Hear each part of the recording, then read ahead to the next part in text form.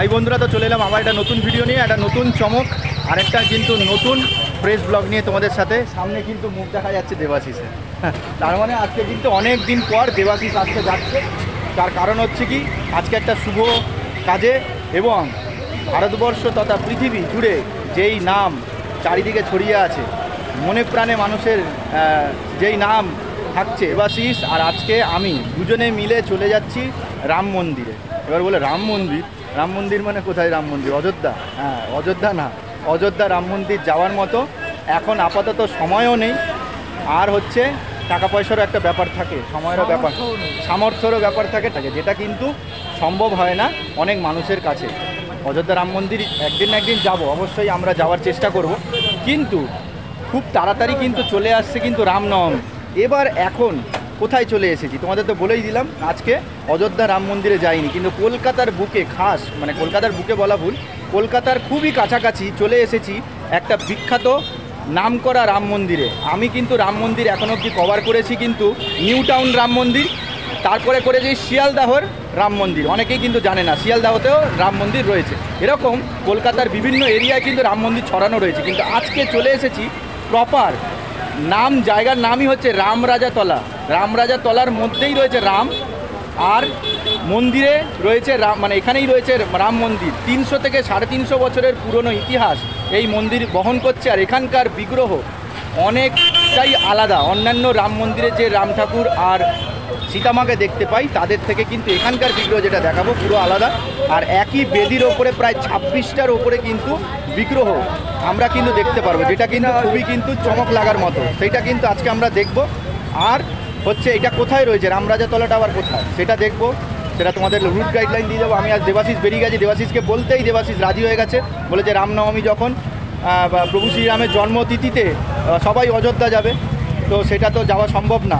তো যারা যেতে পারবে না তাদের মতো, মানে তাদের কি করবে, তারা কি করবে, তাদের জন্য একটা ব্যবস্থা করা হচ্ছে। আমি যাচ্ছি আর দেবাশিসও যাচ্ছে ছোট্ট মিনি অযোধ্যা।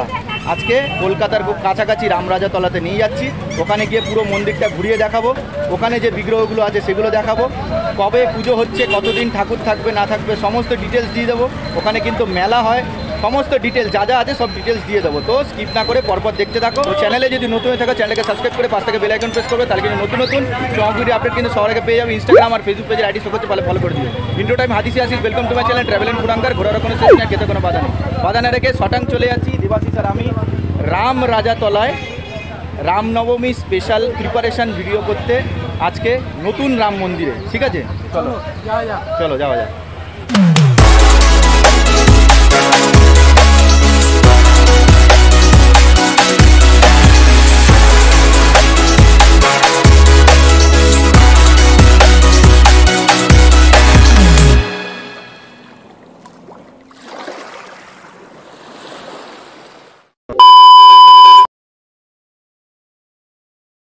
দেখতে পাচ্ছ এখন দাঁড়িয়ে রয়েছি হচ্ছে রামরাজাতলা স্টেশন। এই দেখো রামরাজাতলা স্টেশন লেখা রয়েছে। তো ট্রেন আমাদের এইখানটায় নামিয়েছিল, তো এখান থেকে এই রাস্তাটা পুরো চলে গেছে কোনো জায়গায় মেচেদা, পাঁশকুড়া, মেদিনীপুর এইসব লাইনে ট্রেন চলে গেছে, আর এই দিকে চলে গেছে হচ্ছে হাওড়ার দিকে। তো তোমাদের রাম মন্দির যেতে গেলে তোমাদের হাওড়া থেকে যখন তোমরা ট্রেনে উঠছো একেবারে পেছন দিকে উঠবে, তাহলে পেছনের দিকে নামলে, নেওয়ার পরেই তোমাদের পুরো একদম হাওড়ার দিকে মুখ করে কিন্তু এই নিচে সামনে থেকে সোজা চলে যেতে হবে রেলগেটের দিকে। দেখতে পাচ্ছ ওই হচ্ছে রামরাজাতলা স্টেশন। তো রামরাজাতলা স্টেশন থেকে আমি কিন্তু ওই হচ্ছে হাওড়ার দিকে মুখ করে, এই হচ্ছে হাওড়ার দিকে মুখ করে সোজা চলে এসেছি এই রেলগেটের সামনেটায়। ঠিক আছে, তো তোমরা হাওড়া থেকে যখনই আসছো, এখান থেকে হাওড়া থেকে যখনই ট্রেনে উঠছো তোমরা পেছনের দিকে উঠবে, তাহলে পেছনের দিকে রামরাজাতলা স্টেশনে নামলে পেছন থেকেই দেখলে স্টেশন থেকে নেমে দেখালাম ওইখান থেকে সোজা রেলগেটের দিকে হাঁটতে থাকবে। তো এই হচ্ছে রেলগেটের দিকে হাঁটলে দেখতে পাচ্ছ দুটো রেলগেট পড়ছে, একটা বাদিক একটা ডান দিক। ডান দিকের রেলগেটের সামনে থেকে যে একটা মিষ্টির দোকান রয়েছে সেটা দেখিয়ে দিচ্ছি, ওইখান থেকেই রাম মন্দির যাওয়া যায়। এছাড়া অসুবিধা হলে যে কাউকে বলে রাম মন্দির কোথায় বলে দেবে। এছাড়া চলো তোমাদের দেখিয়ে দিচ্ছি। দেখতে পাচ্ছ স্টেশনের সামনে থেকে রেলগেট দিয়ে এলাম, এই যে বাঁদিকের রেলগেট। সামনে থেকে আসলে এরকম দেখতে পাচ্ছ লক্ষ্মীনারায়ণ মিষ্টান্ন ভাণ্ডার, এখানে একটা চলে গেছে গলি, আর এই ডান দিক দিয়ে চলে গেছে তো লক্ষ্মীনারায়ণ সুইটস মানে মিষ্টান্ন ভাণ্ডার থেকে, এই লক্ষ্মীনারায়ণ মিষ্টান্ন ভাণ্ডার থেকে এই যে রাস্তাটা চলে গেছে এই রাস্তা ধরে যেতে হবে। এই যে রেলগেটের সামনে থেকে এলে, রেলগেটের সামনে থেকে আসলে এরকম একটা মোড় পড়বে, একটা এইদিকে গেছে একটা ডান দিকে গেছে, ডান দিক যাবে না পুরো সোজা রাম মন্দির বলে বলে এগোবে। রাস্তাটা থেকে দেখতে পাচ্ছ এখান থেকে যে এলাম, আসার পরে এরকম একটা মোড় পড়ছে। ঠিক আছে, এরকম একটা মোড় পড়বে, পুরো সোজাই যেতে থাকবে, কোনো বাঁদিক ডান দিক করবে না, পুরো সোজা। দেখতে পারলে আমি কিন্তু এই রাস্তা দিয়ে আসলাম। রাস্তাটা এরকম কিন্তু এই জায়গায় দুটো ভাগ হয়ে গেছে, একটা বাঁদিকে গেছে, একটা ডান দিকে গেছে, কোনো দিক যাবে না। রাস্তাটা যেভাবে বেঁকে বেঁকে গেছে এরকম বেঁকে বেঁকেই একদম বলবে রাম মন্দির, রাম মন্দির কোথায় বলে বলেই কিন্তু তোমরা এগোতে থাকবে। এই যে রাস্তাটা থেকে সোজা এলাম, এই যে রাস্তাটা যেভাবে বাঁকছে এরকম গলি ফলি যাবে না, এইভাবে সোজা এই রাস্তা ধরে যেরকম গেছে সেরকম যেতে থাকবে রাম মন্দির বলে বলে। আচ্ছা, এই যে রাস্তাটা থেকে আমরা এলাম, এখান থেকে পুরোই আমরা কিন্তু সোজা যাব, সোজা গিয়ে একটা মোড় মাথা পড়ছে, ওখান থেকে কিন্তু রাম মন্দিরটা পড়ছে। এই যে গলিটা থেকে কিন্তু সামনে এলাম, এখানটা দেখতে পাচ্ছ একে জুয়েলার্স, দেখতে পাচ্ছ, এখান দিয়ে জাস্ট আসবে, এরকম ডায়ালিসিস, কেমোথেরাপি, ডে কেয়ার, ওটি দিয়ে ওই বাঁদিকে যেতে হবে, ওই সামান্য একটুকুনো বাঁদিকে যাবে, ওখানে রয়েছে রামরাজা সুইটস, ওর পাশেই মন্দির আছে। চলো ওই সামনে থেকে তোমাদের দেখিয়ে দিচ্ছি। রাস্তাটা থেকে আমরা এই জায়গাটায় এলাম, সামনে এসে ওখানে মিষ্টির দোকান আছে, দ্য রাম রাজা সুইট, সেই রামই, নামেও রাম, মিষ্টির দোকানেও রাম লেখা, পাশেই রাম মন্দির এরকম করা রয়েছে, শ্রী শ্রী রাম মন্দির। এর ভেতর দিয়ে ঢুকতে হবে। আর এই রাস্তাটা এখন এরকম যানজট লাগছে, শুনেছি আমি তো আসিনি, এই প্রথম বছর আসছি। এই রাস্তাটা প্রচুর মানুষে ভরে যায় এবং এই জায়গাটায় মেলার পরিবেশ বসে, চারিদিকে মেলা থাকে, মেলার পরিবেশ বসে, সেটা রামনবমীর দিন থেকে তোমরা বুঝতে পারো, প্রচুর ভিড় থাকে, আমি শুনেছি। এই গলিটার ভেতর দিয়ে চলো যাওয়া যায়। এখানে দেখতে পাচ্ছ মন্দিরের পাশেই মিষ্টি দোকান, আর ডালার দোকানগুলো সব কাছাকাছিই থাকবে। তাই এখানে যদি তোমরা সারা বছর আসো, শুধুমাত্র আমি বলছি না রামনবমীর দিন, সারা বছর এই মন্দিরে তোমরা আসতে পারো, পুজো দিতে পারো। তো ডালা মিষ্টির আগে থেকেও তোমরা কিনে আনতে পারো, এখানেও ডালা মিষ্টি তোমরা পেয়ে যাবে, অসুবিধা নেই। প্রচুর কিন্তু এখানে দোকান রয়েছে, ঠিক আছে। এই দেখো সব ঠাকুরের কাপড় টাপড়ের দোকান এখানে রয়েছে। আর এই হচ্ছে বাবা কসমেটিক সব দোকান মানে ভেতর দিয়ে গিয়ে তারপরে মন্দিরে আসবো। বাহ, ঠিক আছে। এই হচ্ছে প্রচুর বাজারে রয়েছে, আর এই ভেতরটা কিন্তু মন্দিরটা, ঠিক আছে। এইখান থেকে ঢুকতে হবে, ঠিক আছে। তাহলে এই দিক দিয়ে আসলাম, দিয়ে এই বাঁদিকে ভেতরে ঢুকবো। আচ্ছা, এখানে দেখতে পাচ্ছ এই সব মূর্তিগুলো আমি দেখাচ্ছি, এইগুলো এই জায়গাটায় হচ্ছে, এই হচ্ছে মেন যে পুজোর মন্দিরটার যে বিগ্রহগুলো এখানটা রয়েছে। আর এই যে সাইডে যেগুলো দেখছো এই মন্দিরগুলো, ছোট ছোট মন্দিরের মধ্যে যে বিগ্রহগুলো রয়েছে সেই বিগ্রহগুলো একবারে পার্মানেন্ট, মানে এখানে সারা বছর আসলে তোমরা কিন্তু এই ঠাকুরগুলো সবকটাই দেখতে পারবে, ঠিক আছে। সে পরপর দেখাচ্ছি যেগুলো পার্মানেন্ট ঠাকুর রয়েছে। আর এই যে এখানটায় যে ঠাকুরটা পুজো হবে, যেটা রামনবমীতে উদ্বোধন হবে, মানে রামনবমীর দিন কিন্তু একদম পুরো কমপ্লিট হয়ে যাবে বলতে গেলে। আজকে শুক্রবার, শনিবার রাতের মধ্যে পুরো তৈরি, কেন রবিবার কিন্তু রামনবমী, বুঝতেই পারছো। তো এইখানটায় হচ্ছে এই যে ঠাকুরটা দেখতে পাচ্ছ, এইটা একমাত্র প্রায় 3.5 থেকে 4 মাসের কাছাকাছি কিন্তু এই ঠাকুর তোমরা দেখতে পারবে, ঠিক আছে। মানে ধরে রাখো রামনবমীর দিন থেকে শ্রাবণ মাসের শেষ রবিবার পর্যন্ত কিন্তু দেখতে পাওয়া যাবে এই হচ্ছে মন্দিরের বিগ্রহ, ঠিক আছে। কিন্তু এই যে সাইডে যে বিগ্রহগুলো আমরা দেখতে পারবো, মানে আমরা দেখাবো, এক্ষুনি তোমাদেরকে দেখাচ্ছি, এইগুলো তোমরা সারা বছর আসলে এই বিগ্রহগুলো দেখতে পারবে। এগুলো কোনো ভাষা নেবে না, এগুলো পার্মানেন্ট বিগ্রহ। শুধুমাত্র এই যে বিগ্রহটা দেখতে পাচ্ছ, এইটা শুধুমাত্র 4 মাস থাকবে, শ্রাবণ মাসের শেষ রবিবার দিন ভাসান হবে, আর রামনবমীতে এটা উদ্বোধন হয়ে যাবে। যেই জায়গাটায় আজকে দাঁড়িয়ে রয়েছি সেই জায়গাটায় কিন্তু প্রথমে সরস্বতী পুজোর প্রচলন প্রচুর বেশি, এবং এই অঞ্চলে কিন্তু সরস্বতী পুজো ধুমধাম করে উদযাপন করা হয়। কিন্তু কিভাবে প্রচলিত হলো এখানে রাম পুজোর চল, সেটি জানতে হলে আমাদের 300 থেকে 350 বছরের ইতিহাস জানতে হবে। ওখানে কোনো পুরোহিত দেখতে পেলাম না, তাই যেটুকুন আমি জানি তোমাদের সাথে শেয়ার করছি। যদি কিছু ভুল ত্রুটি হয়ে যায় আমাকে ক্ষমা করে দিই। তো হাওড়া জেলার সাঁতরাগাছির জমিদার ছিলেন অযোধ্যারাম চৌধুরী।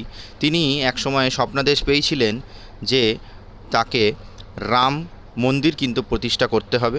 তাই তিনি সেই কাজে কিন্তু নিযুক্ত হন, এবং কুলপণ্ডিত হলধর ন্যায়রত্ন মহাশয়ের পরামর্শে কিন্তু সেই কাজে ব্রত হন। কিন্তু পরবর্তীকালে একটি বিবাদ শুরু হয়ে যায়, কেন সেই অঞ্চলে সরস্বতী পুজোর প্রচলন হওয়ায় রাম পুজোর ব্যাপারটা নিয়ে একটু কিন্তু সমস্যা দেখা দিয়েছিল। কিন্তু পরবর্তীকালে জমিদার মশাই সবার সাথে আলোচনার মাধ্যমে একটা সিদ্ধান্তে আসা গেল যে রাম মন্দির প্রতিষ্ঠা করে রাম সীতার বিগ্রহের ওপরে কিন্তু রাখা হবে সরস্বতী ঠাকুরকে, এবং সেইটি নিয়ে সবাই কিন্তু মতামত মানে সহমত ভালো প্রকাশ করে। এবং পরবর্তীকালে ঠিক করা হয় যে সরস্বতী পুজোর দিন ষষ্ঠীতলা থেকে বাঁশ কেটে সেইটা দিয়ে কিন্তু রাম সীতার বিগ্রহ তৈরি করা শুরু হবে। সেই রীতি অনুসারে কিন্তু আজও পুজোর প্রচলন হয়ে যাচ্ছে। এই যে বেদির ওপরে যতগুলো ঠাকুর তোমরা দেখতে পাচ্ছ এখনও পুরোপুরি হয়নি, কেন আজকে যেহেতু শুক্রবার, শনিবার রাতের মধ্যে সমস্ত বিগ্রহ এসে যাবে। এরকম বেদির ওপরে 26টি কিন্তু মূর্তি দেখতে পাওয়া যাবে, যেটি কিন্তু সচরাচর কোনো মন্দিরে এইভাবে দেখা যায় না, সেটি এখানেই তোমরা দেখতে পারবে। আর এখানে যে মূর্তিগুলোর মধ্যে থাকে, রাম সীতা ছাড়া ভোলে বাবা থাকে, তার নন্দী ভিরিঙ্গি থাকে, ব্রহ্মদেব থাকবে, লক্ষণ, ভরত, শত্রুঘ্ন, বজরংবলী, জম্বুবান, তারপরে মাথার ওপরে সরস্বতী ঠাকুর, এছাড়াও জগদ্ধাত্রী ঠাকুর, একদম ওপরে বসুদেব, সব মিলিয়ে 26টি প্রতিমূর্তি তোমরা কিন্তু দেখতে পারবে। এবারে এই এই মন্দিরের পাশে মানে আমার বাদিকে দেখতে পাচ্ছ বজরংবলীর একটা বড় বিগ্রহ আমরা কিন্তু দেখতে পাচ্ছি। এইগুলো কিন্তু পার্মানেন্ট, এগুলো কিন্তু কোনো ভাসান হবে না। এবারে ওই মন্দিরের ডান পাশে রয়েছে বিষ্ণু ঠাকুরের বামন অবতার, এছাড়া অনেক অনেক দেবদেবীদের মূর্তি, এখানে নারায়ণ এবং লক্ষ্মী দেখতে পাচ্ছ। এটি কিন্তু ভাসান হবে না, এগুলো পার্মানেন্ট। ওই মন্দিরটির জাস্ট উল্টো দিকে রয়েছে আরও 3খানা ছোট ছোট মন্দির, যেখানে 3টি বিগ্রহ রয়েছে, এগুলো পুরোপুরি পার্মানেন্ট। প্রথমে আছে ভোলে বাবার বিগ্রহ, তারপরে রামচন্দ্র আর সীতামার যে বিগ্রহটা, এটা কিন্তু সারা ভারতবর্ষে এইভাবেই তোমরা কিন্তু দেখতে পারো তীরধনুক নিয়ে। কিন্তু তার উল্টো দিকে যেটা আমরা দেখতে পাচ্ছি, রামরাজতলার যেটা বিখ্যাত যেই জিনিসটা, সেটা হচ্ছে এই রামচন্দ্র আর সীতামার এইরকম বিগ্রহ, কারণ এটা স্বপ্নাদেশে পাওয়া, তাই কিন্তু বিগ্রহের রূপটা কিন্তু এরকম। কিন্তু সচরাচর আমরা ভারতবর্ষে যে কোনো জায়গায় গেলে রাম সীতার কিন্তু আলাদা বিগ্রহ পাই। তার পাশে রয়েছে কিন্তু নারায়ণ। ঠিক আছে, তো এই হচ্ছে মোটামুটি পুরো মন্দিরটা তোমাদের ঘুরিয়ে দেখিয়ে দিলাম, বলে দিলাম কোনগুলো তোমাদের পার্মানেন্ট মন্দির। ঠিক, সারা বছরের মন্দিরের টাইমিং যদি বলি, সকাল 6টা থেকে খুলে যায়, দুপুর 12টা অবধি খোলা থাকে, বিকাল 5টা 6টা থেকে রাত 9টা অবধি খোলা থাকে। প্রত্যেক দিনই কিন্তু খোলা থাকে, বিশেষ বিশেষ দিনে মন্দির অনেকক্ষণও খোলা থাকতে পারে। আচ্ছা, তো মোটামুটি এখন আমরা দাঁড়িয়ে রয়েছি রামরাজাতলা স্টেশনে। তো একেবারে আমরা শুরুটাও ইন্ট্রোটা একসাথেই করেছিলাম, এন্ডটাও একসাথে করছি। দেবাশিস অনেক দিন পর আবার কিন্তু ভিডিও দিচ্ছে, ব্যস্ত থাকে, কাজকর্মের ব্যস্ততা, সংসারের ব্যস্ততা, সেটার জন্য অনেক চাপে থাকে, তো ওই জন্য ভিডিও করতে পারছে না। যারা যারা নতুন দেখছো বলবো ফেথফুল টাচ চ্যানেল গিয়ে একবার দেখে আসতে পারো, ঠিক আছে? ভালো লাগলে একটু সাপোর্ট করো চ্যানেলটাকে। আর যারা পুরনো দেখছো তারা তো জানোই, ওর চ্যানেলে ভিডিও দেখছো, যারা যারা দেখছো জানো। দেবাশিসকে জিজ্ঞেস করি যে তুমি রামরাজাতলার নামটাই জানতে, যেরকম কোনো নাম আছে, জায়গার নাম আছে? না, জায়গাটা আমি চিনতাম, বাট রামরাজাতলায় যে রাম মন্দির ব্যাপারটা আছে সেটা আমার জানা ছিল না, সেটা দাদার জন্যই জেনেছি। যদিও আমি দর্শন করতে পারিনি, কারণ যেহেতু আমার এখন অসুস্থ, দর্শন করতে পারিনি।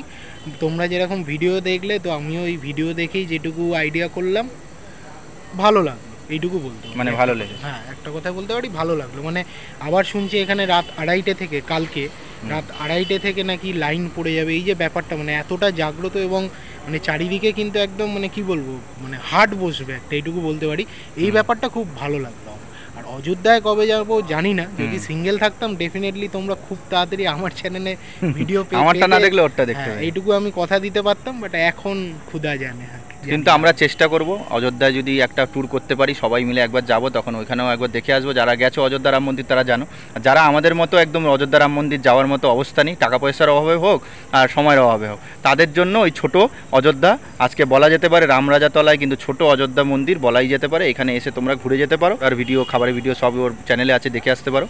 আর আমার চ্যানেলে কালকে 5 তারিখ প্রপার হচ্ছে, 5 তারিখ কালকে অন্নপূর্ণা পুজো। কালকে অন্নপূর্ণা পুজোর দিন, একদিনেই কিন্তু আমি অন্নপূর্ণা পুজোরও ভিডিও ছেড়ে দিয়েছি, আর এখন রাম মন্দিরের ভিডিওটা দেখে নিচ্ছি, কারণ ওইবার প্রপার 6 তারিখে রামনবমী, এবং সেই দিনেই কিন্তু এখানে মন্দিরের মধ্যে কিন্তু যে বিগ্রহগুলো দেখলে সেটা কিন্তু প্রতিষ্ঠা বলতে গেলে।